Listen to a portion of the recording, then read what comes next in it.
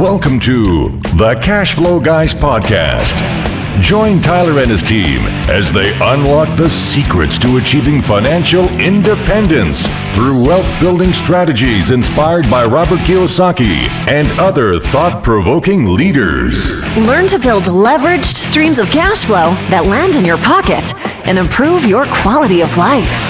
Gain access to cutting-edge ideas that will increase your productivity and streamline your success.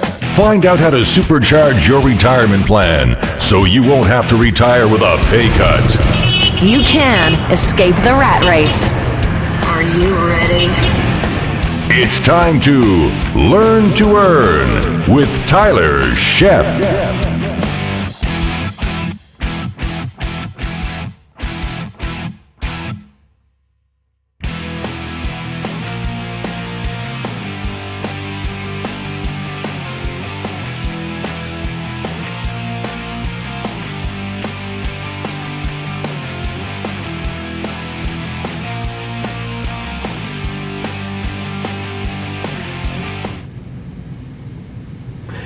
Welcome everybody to episode 1 of Cash Flow Guys TV. You heard it, it is absolutely the first episode. I guarantee you I'm going to make a ton of mistakes. The production crew might make a couple mistakes.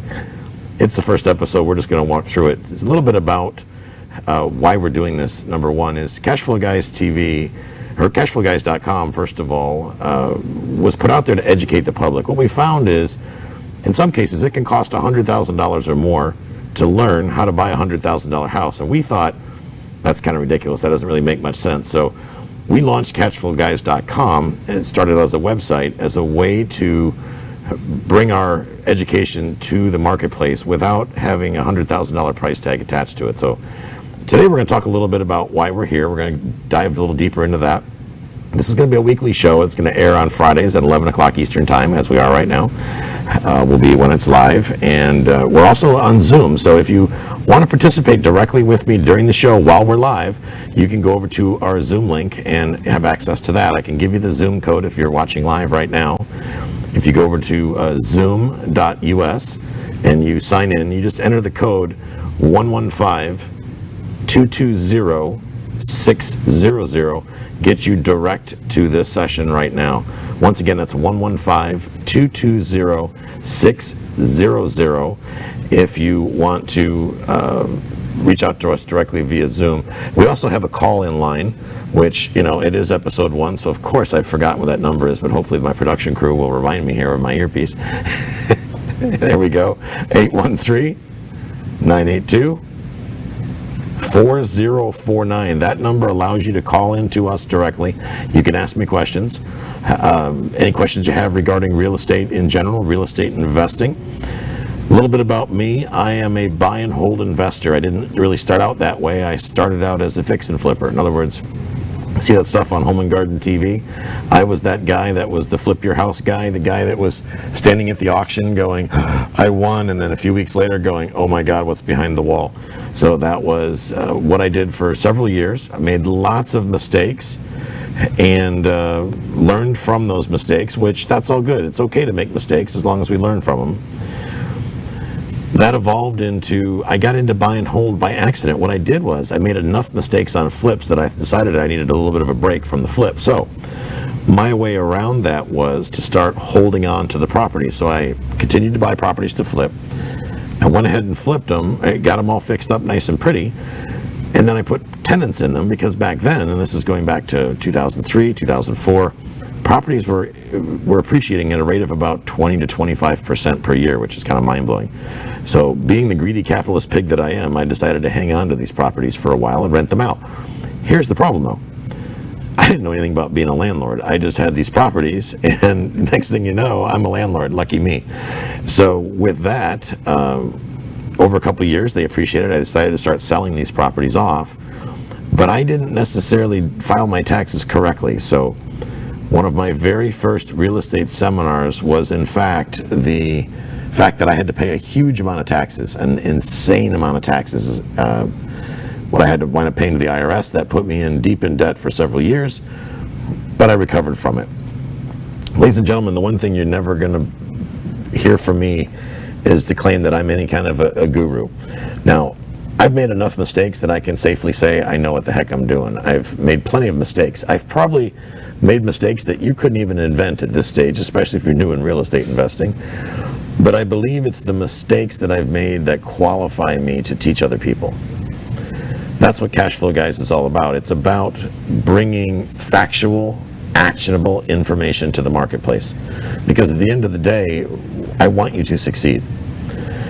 Because I can't stand it when I see people, good people, lose tens of thousands of dollars, hundreds of thousands of dollars in the real estate business here, because either they're uneducated, well, in some cases they're even overeducated, and they get taken advantage of. It happens right here in our marketplace. Now, for those of you that are tuning in on WeBeam TV, we're here in the Tampa Bay marketplace, where all kinds of good stuff is going on, and a lot of bad stuff is going on as well. You'll see, if you go on Craigslist, to get a real good example of that. Matter of fact, this morning, I was looking at some ads on Craigslist, and in future episodes, I'm going to be pulling these ads up on screen. Now, this is the first episode, so we're kind of working the kinks out of things, getting used to things. I'm getting used to the production crew. They're certainly getting used to me. I'm sure I've already worn them out a little bit this morning. But we're going to go through some of these things that we see online, and we're going to talk about them, number one, so that you're an educated consumer. Because if you're getting involved in real estate investing, I don't care whether you're in Seattle, Washington, Memphis, Tennessee, New York City, Tampa Bay area, Florida, you're going to run into some crazy stuff. And it's my job to educate you on how to work through those issues, how to get past those issues, how to go out and build passive income. That's what Cash Flow Guys is all about. On our logo, when you see our logo come up, you will see the tagline, Learn to Earn. And that's exactly what we mean when we say that. We want you to learn to earn. This is not a get rich quick. Understand that. Real estate investing is absolutely not a get rich quick. You know, a lot of people, they go on something like this, they go on TV and they write out a big extravagant script, and yeah, I may have threw a few bullet points together, but to be honest with you, I'm not even looking at them right now. I've got my computer screen up. I can see the people that are on. I can see that one of my attorneys is on here, Sean Yesner, partners of mine in Cash Flow Guys. He's Bert and Jenny. They are in here. I've got some investors of mine here. I'm shooting from the hip because I care about the information that I put out. That's what you have to understand. Me, my team, everybody involved with Cash Flow Guys, it's about putting out factual information that makes sense, things that you can take action on, things that you can take to the bank and cash. It's not fluff, it's not hype. Sometimes I say bad words. Sometimes I get angry. Sometimes I expose some of the ridiculousness that we see on Craigslist. Because to some degree, to a lot of degrees, you have to understand there are a lot of people out there in this business, in this industry, that are there. Their sole purpose is to take advantage of you. Their sole purpose is to make money without earning it. One of the missions of cashflowguys.com is to help educate consumers to buy smart. In the Tampa Bay market, I do numerous speaking engagements. I'm a co-host of Tampa Bay RIA. That RIA focuses on new people. Why I joined that RIA is because they take the time to educate new folks without knocking their heads off with the $100,000 price tag, like I talked about.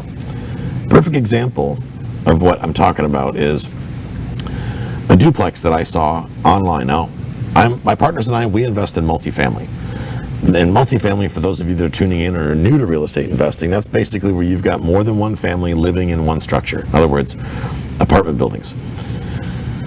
Our focus is on multifamily real estate, but what we find though is no matter where you are in the country, a lot of people are not educated on how to properly buy. They're not educated on how to negotiate good deals.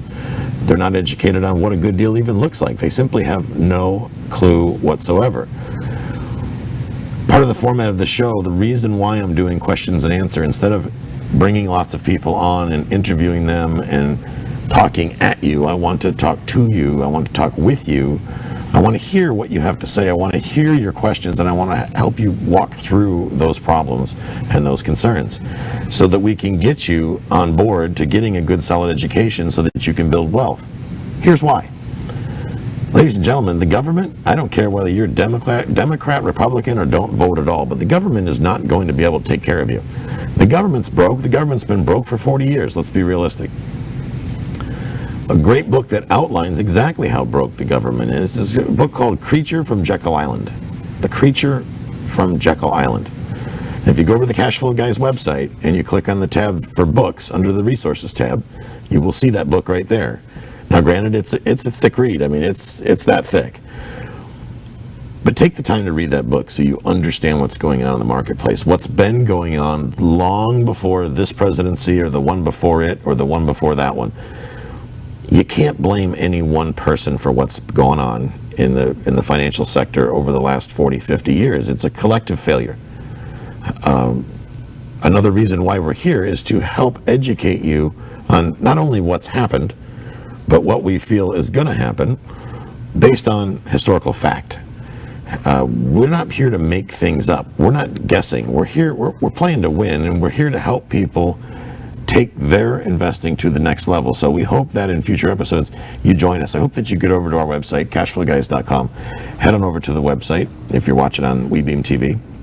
And for those of you that are on Zoom, if you're not able to log into Zoom down the road, or you don't want to participate in the call particularly but want to watch it, you can just head over to webeamtv.com. That's webeamtv.com, WEBEAM TV.com /Cashflow Guys, and that goes directly to my page on WeBeam TV. Additionally, in future weeks, you'll be able to watch this live on my website as well, and we'll announce that when it's available. But going on with bad info, here in front of me I've got an ad that was posted 7 days ago on Craigslist. It's still active right now in the Tampa Bay area. And the heading is $55,900, 4-bedroom, 2-bath block duplex. Hurry won't last. Now, here's what's interesting. It won't last. Great. I'm excited. Can't wait. I should probably tell you that I am a licensed real estate agent in the state of Florida. Now, obviously that probably puts me in the bottom feeder category in some people's mind, but to another degree, I'm licensed by the state of Florida to adhere to a certain code of ethics, to take care and protect the public, to prevent the public from being taken advantage of. In this ad, there's a classic example of a situation where somebody could potentially be taken care of. So I want to talk about this today in this very first episode and go through this. And then we'll have a Q&A on this as well. Now, this week, we had one of my title companies, Insured Title. And if you're in the Tampa Bay area, and here's a shameless plug for them. They're not paying for this plug. My sponsors, the people that I'm recommending are not sponsors. You have to understand that they are vendors of mine that do good business for me, and I'm referring them because of how exceptional they are. Insured Title is one of them. Sean Yesner Law is my real estate attorney. He is on this call right now. He's another one. There's no compensation involved in that referral. They're just damn good at what they do, and that's why they're on my team. I digress. Getting back to this duplex, it says it needs about $15,000 in work, and it goes on to talk about the rents and whatnot. And when we come back from our break, we're going to talk about the issue or the situations here and how they're presenting it. Now, it may seem on the surface that they're being upfront and honest in the way the ad is written. It would almost give you a warm fuzzy, but like I said, when we come back from break, we're going to talk more about, we're going to dive deep in this situation and find out exactly what is kind of hiding behind the walls. And so as soon as we get back, we'll go ahead and talk about that, and we'll dive in and we'll hopefully get a good education on this. So we'll see as soon as we get back.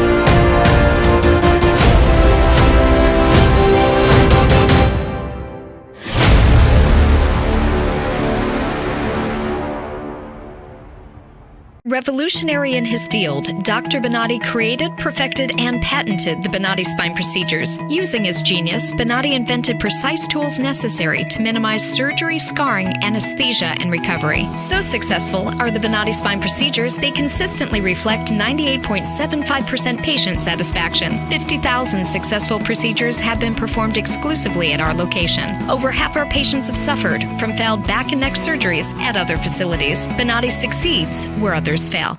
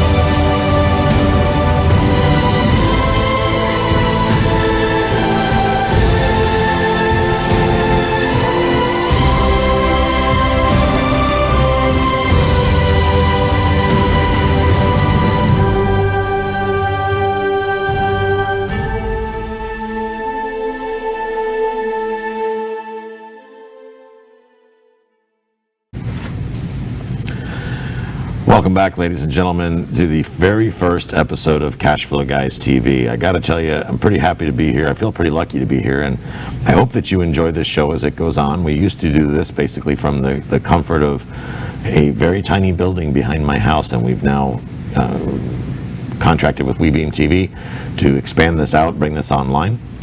So if you are watching on Zoom, just to recap, if you're watching on Zoom and you don't have any questions to ask or anything like that, you just simply want to watch it as it live streams, you can go to WeBeam TV, that's the word W-E, Beam, B-E-A-M, TV, like television.com. And while the show is live right now, it's streaming directly right on the home page. And if you want to watch a recorded version, you just put a / Cashflow Guys behind that, and then you can watch the recorded version. Just wanted to throw a little bonus out there for those of you that are watching. If we're going to talk about negotiation here in this episode and the next one, but in this episode, I'm going to start this out with dropping some free education bombs on you. So the way to take advantage of our bonus for being here and watching this very first episode, when you're done, write this down, go to cashflowguys.com / TV bonus. That's TV like television, TV bonus. Cashflowguys.com / TV bonus.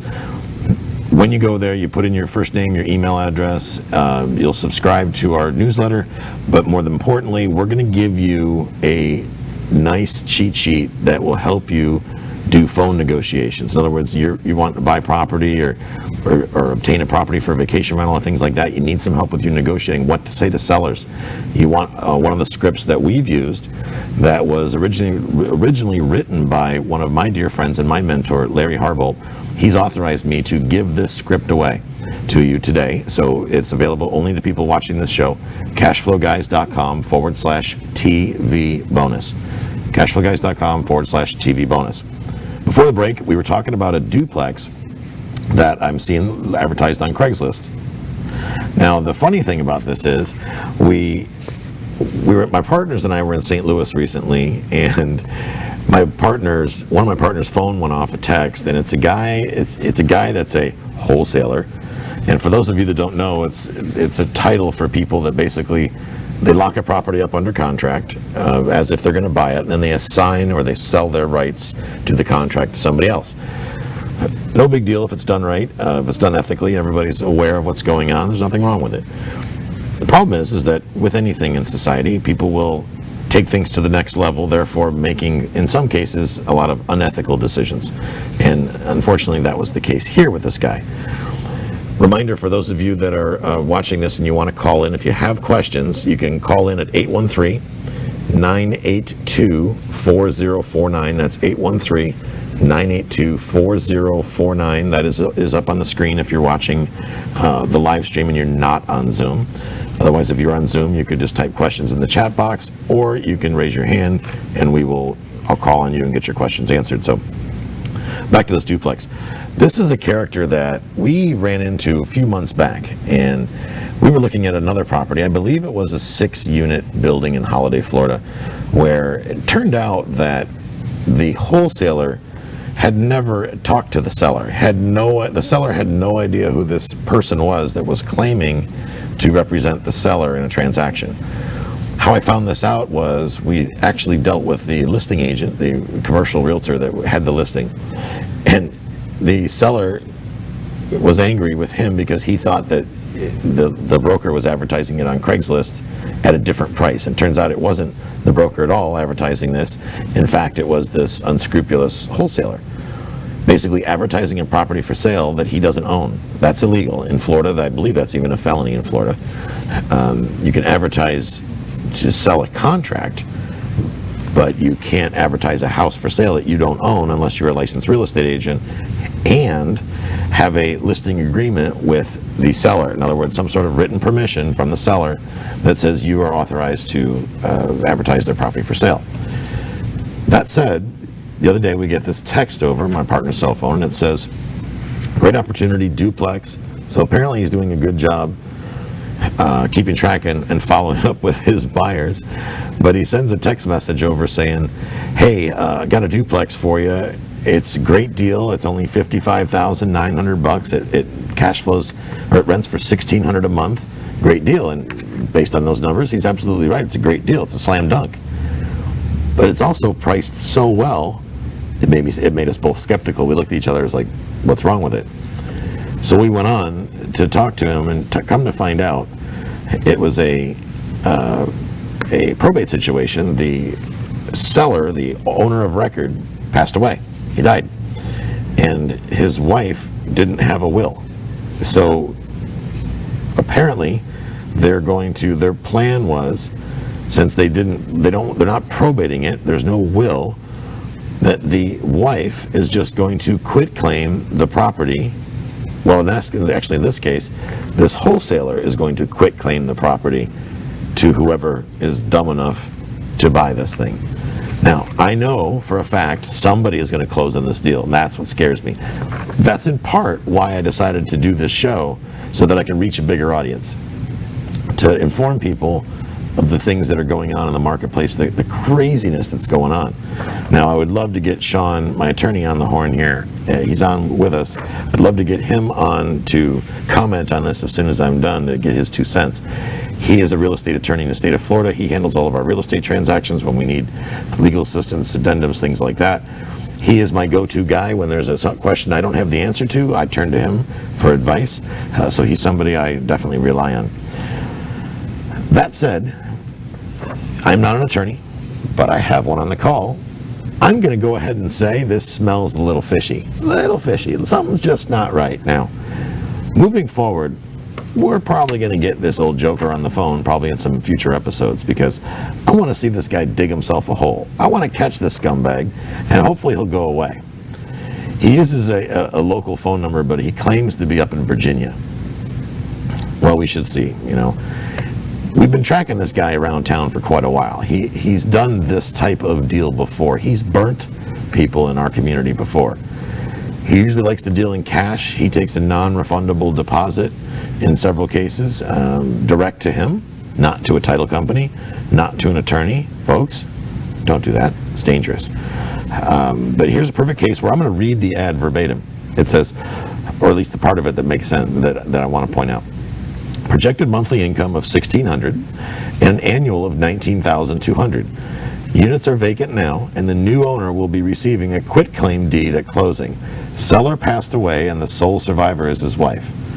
The man has a large judgment that is preventing the property from being sold through a warranty deed.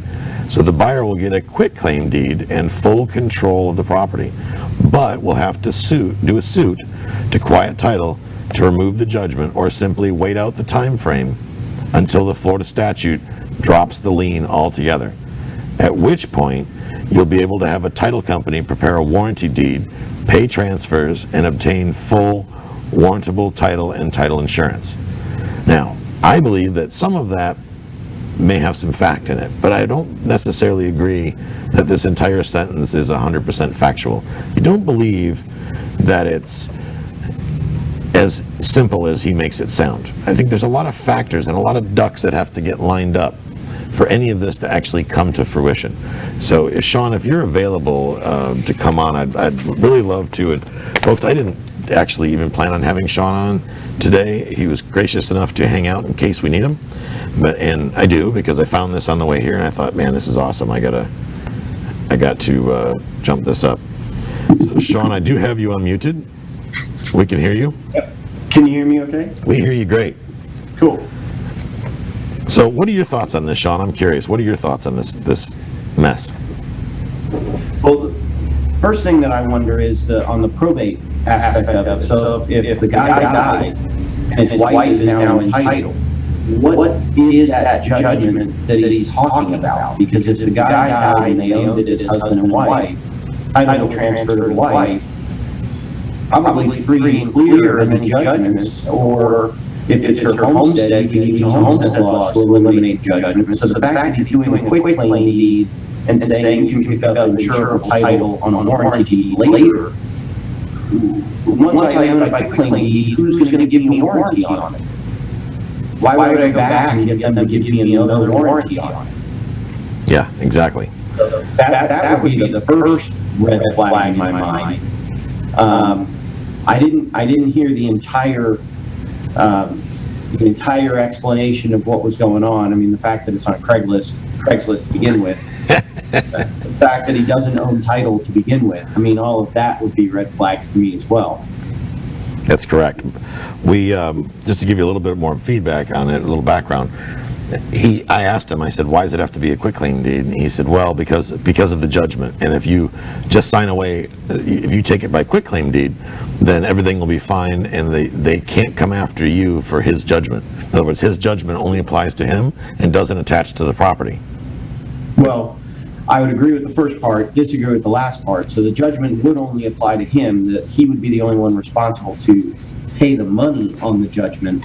But if the judgment attaches to the property, then a quitclaim deed is not going to resolve that, and that judgment would be superior to a quitclaim deed, depending on what type of judgment it is. If it's a mortgage foreclosure judgment, then we got real problems, because the quitclaim deed isn't going to prevent that foreclosure judgment from being executed and the property to be sold at foreclosure sale. If it's an IRS lien, we got issues. If it's he didn't pay Discover when he got sick and died, and Discover sued him, that judgment doesn't attach to homestead property anyway. So we could do a simple notice of homestead. 45 days later, he can issue, the owner of the property could issue a warranty deed, because that lien would no longer exist. The obligation to pay would exist, but it wouldn't be a lien against the property. Right. Well, there you go, folks. This is a classic case of you got some joker on Craigslist playing attorney, giving people legal advice, has really no clue what the heck they're talking about, and giving them not 100% accurate advice. That's a problem. This is a big problem, and we tend to think that, oh, I saw it on Craigslist, it's got to be true, right?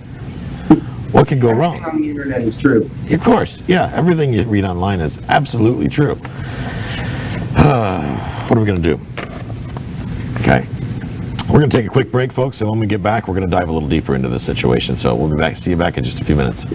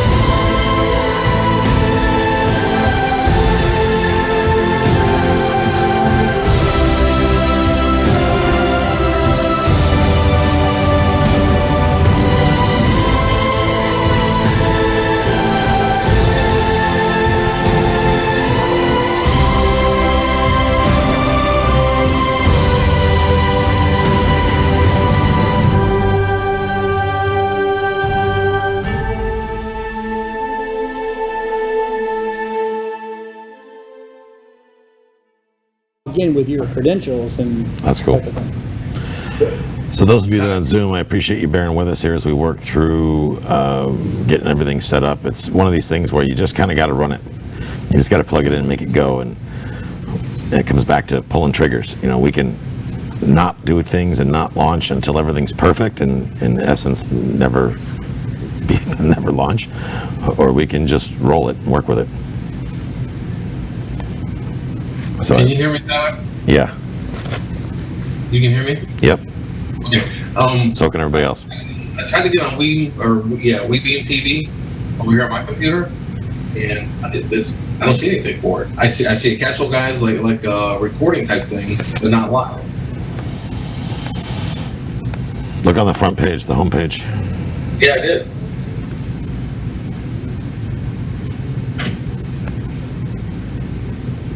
So did you push the play button? Because I'm seeing it.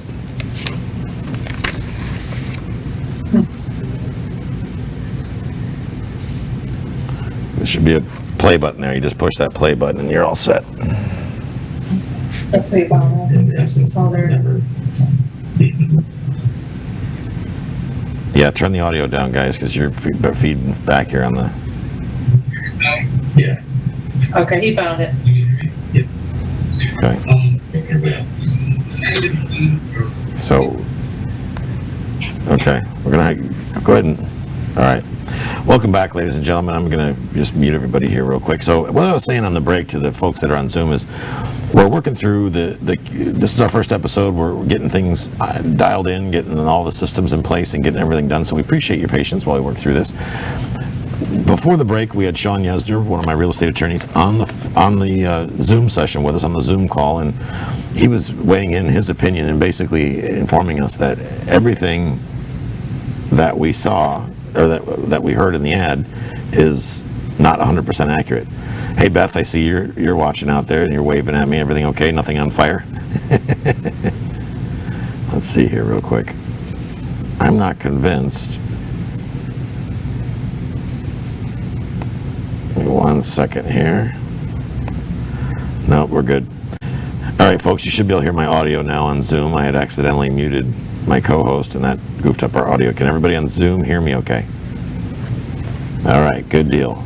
So we left off talking about the duplex that is advertised in Craigslist, and they're trying to convey title via quitclaim deed. So a lot of the information they put in there was simply red flags, raises questions. And my point of bringing this up is just because it's written online, it doesn't mean that it's necessarily factual. Well, heck, just because it's in the newspaper doesn't necessarily mean that it's factual. If you look in your local newspaper and you'll see the Politico post and it'll say, pants on fire. Well, the same thing applies to Craigslist, folks, because these aren't even public figures. These are just people. So be very, very careful what you're doing when you're online. Where you're doing business, who you're dealing with, and at any time when you're buying a property. And I just asked this to my title guy, Kevin Overstreet. He's the president of Insured Title. I had him at one of my local real estate meetings this past week, and I talked to him and said, at what time, Kevin, is it ever okay to buy a property using a quitclaim deed as a way to take title? He says, well, if you're married to the person, great. And there's a few other minor cases that usually deal with some sort of close family or maybe transferring it from a business name to a personal or personal to a business. My point is this. Don't cut corners when it comes to doing things the right way when you're buying property. Take the time, number one, to have a title search done. Don't give money to the seller. Don't give money to don't give it to the real estate agent. Give it to the title company that's handling the closing. Get a receipt for that deposit. Don't ever take title, and I'll go ahead and say that, don't ever take title with a quitclaim deed. That's dangerous. You're going to wind up being a statistic. You're going to be one of these people that I'm talking about, that somebody is going to buy this property, somebody is going to lose $55,900. And unfortunately, this scumbag will probably run around scot-free. Here's the reality, folks. There's a regulatory body called FREC, Florida Real Estate Commission, right? They're there to regulate realtors, okay? They're not there to generally regulate the public. And there's really nobody, in my opinion, really looking out for you or making it easy for you to report and follow up with these crimes. How do I know? Because I've tried to report some of the stuff in the past, and they make it extremely labor intensive for you to file a report. That means a lot of things go unreported. And when things go unreported, scumbags get away with crimes.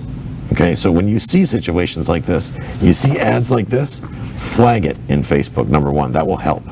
That will help it go away. When you see things that don't necessarily make sense, or you pick up the phone, you call these guys, flag these ads.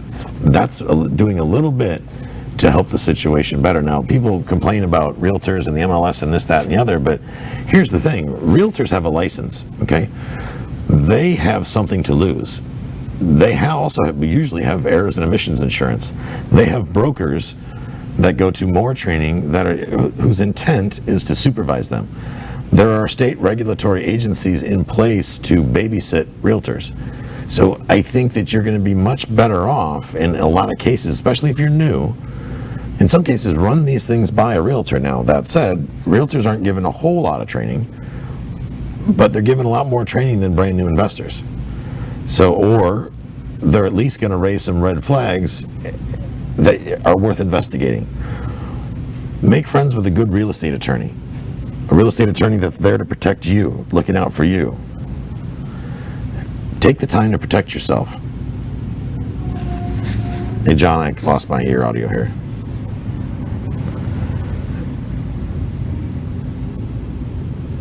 Bear with me 1 second, folks. Just working on a couple kinks here.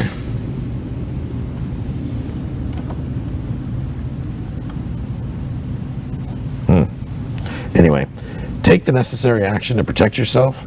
Take the steps to do things the right way. That's the most important thing that you can do for yourself. Let's see here. Bear with me 1 second, folks. So, folks, we're going to just take a quick break. We got to fix some technical issues, and we'll be right back to you. So just bear with us here for just a second, and we'll be right back to you here as we work through these issues. Oh, we're back. You there, John? All right, good. Lost you for a few minutes. All right, folks. So the next thing I want to talk about real quick here in this episode is I want to talk about pricing structures. Here's a case where we've got a duplex, and I'm not going to give you the address on this one. It is listed by an agent. It's over in South St. Pete. It's in a neighborhood that's, well, let's just say not one of the best for high rents. It's 1 bedrooms. It doesn't mention what the rent amount is, but it's priced at just about $170,000 for 2 units. Now, folks, here's the thing. I'm going to say this probably a lot until everybody understands it and starts not getting taken advantage of when they're buying real estate. Be smart. Understand the math behind the investment. Don't just take the word of the realtor. Don't just take the word of the wholesaler. By all means, don't take the word of the seller. Don't take the word of anybody who's going to financially gain from what they're saying. Verify. It's fine to trust to some degree, but verify. Trust, but verify. Here's a case where you've got 1-bedroom apartments, 2 of them, priced at just under $170,000. There is no way, folks, even if you pay cash, you're going to get any sort of a return on your investment. Okay? You could probably do better putting your money in a savings account than paying $165,000 for a 1-bedroom apartment in South St. Pete. It simply doesn't make sense. If you have questions, you want to talk more about pricing, give us a call, 813-982-4049. I'd be happy to field some questions in that regard. And for those of you that are watching on Zoom, any questions that you have at this point about the topics that we've covered, please feel free, and we'll bring you into the call here and discover those.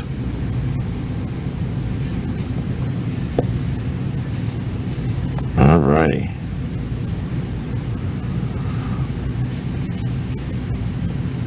So at this point, folks, we're going to, don't have any questions on that. We've got it covered. We're going to go ahead and just do a general Q&A.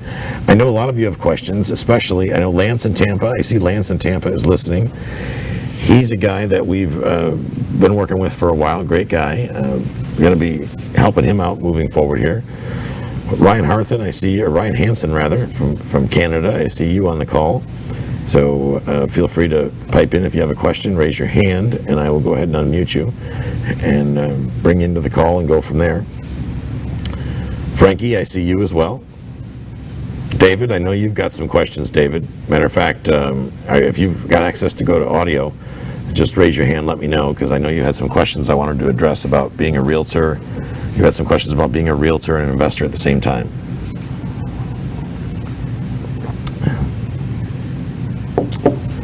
Okay, and while you guys are thinking about what questions you have, we'll go ahead and take a quick break, and when we come back, we can address any questions that you have. So we'll see you here in just a few.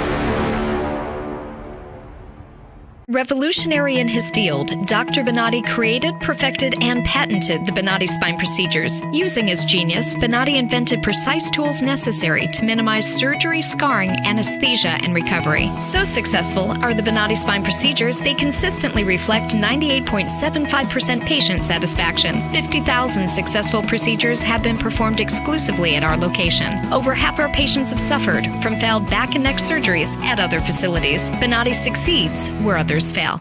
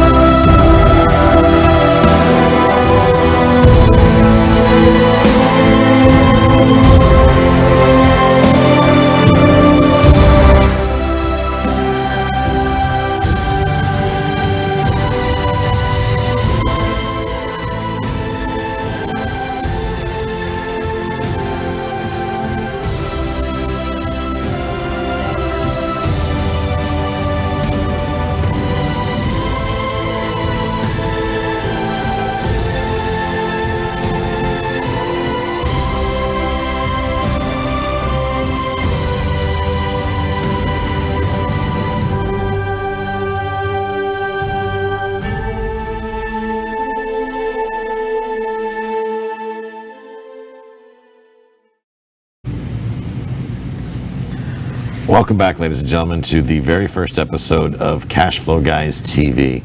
My name is Tyler Sheff. I'm your host. I'm also the host of the Cash Flow Guys podcast. Our show is about investing in real estate for long-term wealth and cash flow. Now, for those of you that are just tuning in, we put out a bonus to people that want to get some free information, some free education, absolutely no charge, no gimmick, no catch. If you are tuning into this episode only, go to cashflowguys.com/TV bonus. Cashflowguys.com/TV bonus. And we'll give that. What you will get is a phone negotiation script to help you when you're talking to sellers, okay? To help you when you're talking to sellers. So getting on the phone with sellers, it's even to this day, I don't always know what to say. It's nice to have that that outline, that cheat sheet, so I can quickly look at it. When they say this, I know to say that. Listen, I'm not getting any younger. Sometimes I forget things, so that is of great benefit to me. It's been over the years that I can use that, and that's brought to us by a good friend and mentor of mine, Larry Harbolt. You can learn more about Larry at larryharbolt.com. That's HARBOLT.com, larryharbolt.com. He also has a podcast. If you're on iTunes or Stitcher, you can search Larry Harbolt, his name, or you can search The Real Deal. He is a real estate educator, 37 years experience, folks. 37 years experience. That guy's probably forgotten more about real estate than I ever will. Okay. And then what we were talking about before we left was pricing of multifamily properties. And this is something we're going to talk about in our next episode, where we talk about my first no money down deal. I'm going to go into the things that I've done in the past to put great deals together, because let's be honest, folks, and we see we got a lot of people watching, great deals are not found. There's no such thing as I can't find a deal. You're right. You're never gonna find a deal. You're gonna actually have to go out and create one. That's just reality. You're gonna have to learn how to negotiate great deals. That's a big part of what I plan to do on this show, because let's be honest, folks, if you don't know how to negotiate and you're not able to learn how to negotiate, you're gonna have to hire somebody like me to do it for you. And let me tell you, I'm not cheap. But even real estate agents are not trained how to negotiate. They have no formal training in negotiations, none whatsoever. So there's a small handful of people that know how to negotiate, and when you find those people, you should take the time to learn from them, because they're going to help you structure great deals, great opportunities. Larry Harbolt is one of those people. He is one of the people that I've learned a ton on how to negotiate. Now, what we see is people complain about what's in the MLS, everything is overpriced, this, that, and the other, and I want to explain that for a minute in a little bit of detail so that you're clear. The real estate agents are taught that they have a fiduciary responsibility to their seller, okay? And they interpret that to mean top dollar is what the seller always wants. What real estate agents are not taught is how to get to the bottom of why somebody's actually selling. So they just feel, in a lot of cases, that the seller just wants top dollar and that's it. So they'll, in a lot of cases, guess at the prices, trying to do their best to solve the seller's pain, to create a win-win situation for the seller. The problem is, if the seller wants things done quickly and the agent thinks they're helping by overpricing a property to get them top dollar, that creates a problem. So that explains why you see a lot of this in the MLS. That, and agents are paid on commission. They're paid on a percentage. They work for tips. So when you're only making 3 or 6% or whatever they wind up collecting off of a transaction, they're not doing so well. They got to work 10 times as hard to get things done. It's one of the reasons I don't spend a whole lot of time working with traditional residential real estate. I will do flip properties where they're nice and pretty, everything's been done up real nice. We're getting ready to open a second division where we focus more on the broken properties, but with that said, we spend a lot of time finding out why the seller is selling. And that's something that's very important. You've got to understand why the seller is selling, whether you're an investor buying it for cash flow or buying it to flip, or a real estate agent or whatever. You have to take the time to figure out why somebody is selling. If you can't do that, you're never going to solve their pain. I want to address a couple questions here that we received. Amber asked, here's a question for you. Any thoughts about purchasing property from a church? How ironic. I've got offers out right now on a property that's owned by a church. It poses its own set of challenges. Here's why. Rarely with a church do you have one decision maker. In some cases, you've got several, lots of people deciding. I've heard situations to where the entire congregation or a large panel of 15 people, I've had that happen once, decide what something sells for, what the terms are, whether or not they can sell it, whether they can lease it. That presents a whole bunch of challenges. Not saying it can't be done, but so one of the first things I want to know is, if I'm buying a property from a church, is how many decision makers are there? And am I dealing with that person, or am I dealing with the broker? What type of relationship does the broker have with the decision makers? Does the broker realize that there's probably several decision makers? because otherwise your offer is falling on deaf ears. This is a classic case of how important it is to get in front of the decision maker. This is something that unfortunately a lot of real estate agents are bad at. There could be 4 or 5 decision makers and they may be conversing with just one. So in that case, what I will usually do is if I'm buying the property, I will write in there that I want to present the offer to the decision makers, the people on title, or the influencers as well, in the presence of the listing agent. Now, there is no reason why the listing agent should stop that from happening unless they're simply insecure. That's not going to work for me as an excuse. We're gonna present that offer in person. We're going to push hard on that. And that happened recently here in town, in Newport Richey, where the agent was a residential agent selling a commercial property. That agent got extremely insecure that we were going to, I don't know, steal her deal or whatever her problem was. So they lost out on the potential sale of a property because she would not sit down with us and the seller. Now the seller's out of the country. Well, we took our business elsewhere. That's unfortunate for her. It's a property that probably will wind up becoming an expired listing, and she won't make a penny. Another issue with buying from a church, just things that you should be aware of. Churches usually, in a lot of cases, have a tax exemption from property tax. So when you look at the tax rolls, see if they're paying tax or not. That's going to tell you, are they a church for sure? Are they getting all the tax benefits? Understand, when you buy that building, any tax benefits that church is receiving go bye-bye. Which means if you become the new owner of that building, for example, we're looking at one right now that doesn't pay any property tax because it's a church.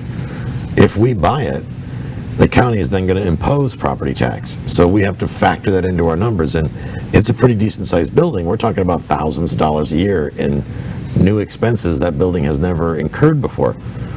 So if I'm looking at this from an investment perspective, I want to make sure I factor that into my budget. I think that's very, very important. Beth asks, which, guys, I want to shout out to Beth, by the way. Beth is like my business rock. Jill is my personal rock. Beth is my business rock. She makes Cash Flow Guys what it is. She basically runs the show around here. I'm the guy sitting on the camera, but she's the one making it all work. She's the puppet master. She's got my schedule going and telling my partners what's going on, and she's working with web developers and video people and graphic designers. And so shout out to Beth. I appreciate everything you do. You're doing just a kick-ass job, and yes, I said ass, but because she's that good. So she asked, in what kind of markets does it make sense to buy for appreciation as opposed to buying for cash flow? I'd start that question with, or the answer with, there's some markets that will not allow you to buy for cash flow.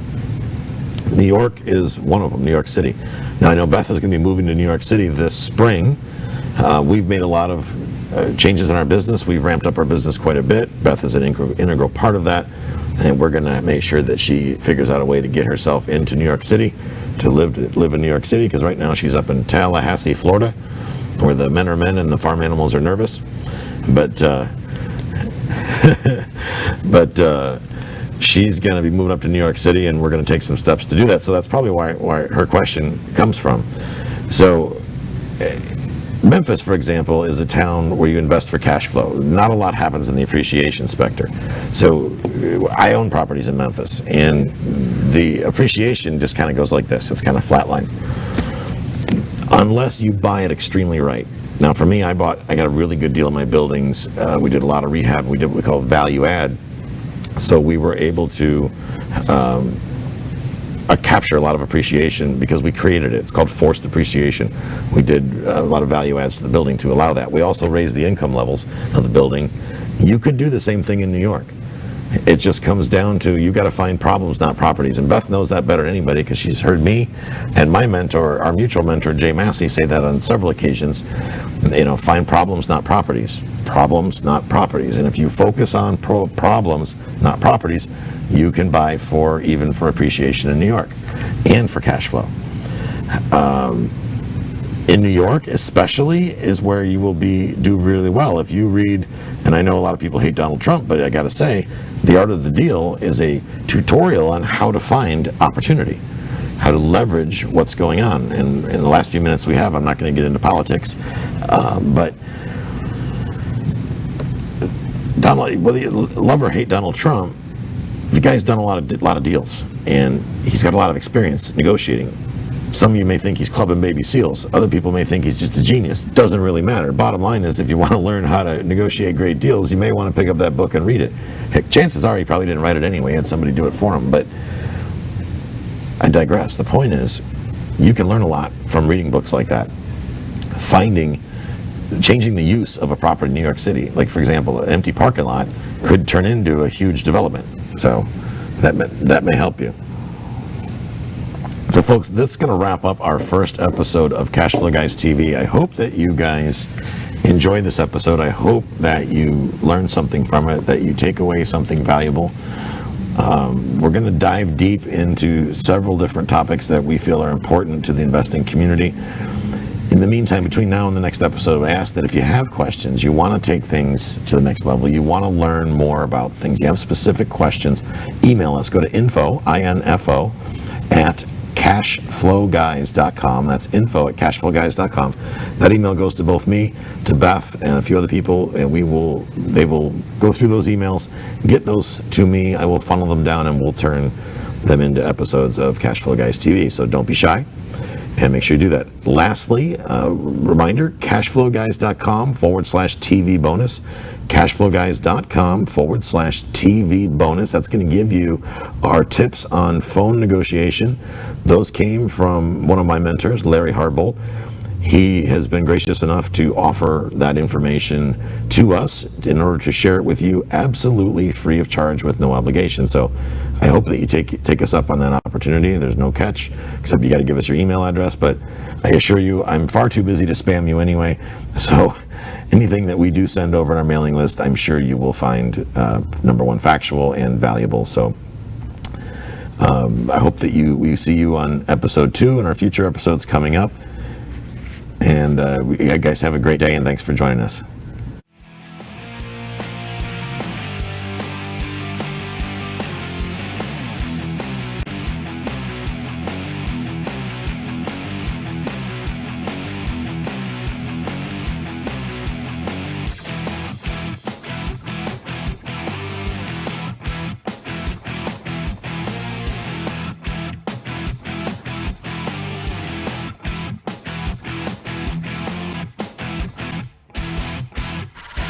This concludes today's episode.